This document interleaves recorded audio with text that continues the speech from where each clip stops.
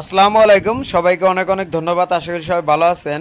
আমরা সাধারণত video create করার সময় আমরা দুইটা অপশন রাখি। একটা হলো ক্যাটাগরি হিসাবে আমরা দুইটা অপশনই রাখি। একটা হলো ডিজিটাল ক্রিয়েটর আর একটা হলো ভিডিও ক্রিয়েটর।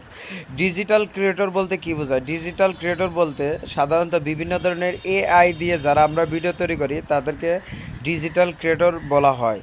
আর ভিডিও ক্রিয়েটর আপনি যে ধরনের ভিডিও আপলোড করেন না কেন, যে ধরনের ভিডিও আপনি তৈরি করেন না কেন, প্রত্যেকটা ভিডিও আপনার ভিডিও ক্রিয়েটর হিসেবে ক্যাটাগরিতে ধরা হবে।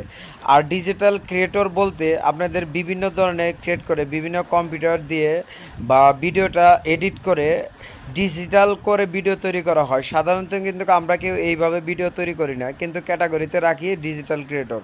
আমি মনে করি আপনারা ক্যাটাগরির মধ্যে ভিডিও ক্রিয়েটর রাখেন। ভিডিও ক্রিয়েটর যদি আপনারা রাখেন তাহলে আপনার যে কোনো ভিডিও আপলোড করেন না কেন ওইটা ক্যাটাগরির মধ্যে পড়বে। সবাইকে অনেক অনেক ধন্যবাদ। আসসালামু আলাইকুম।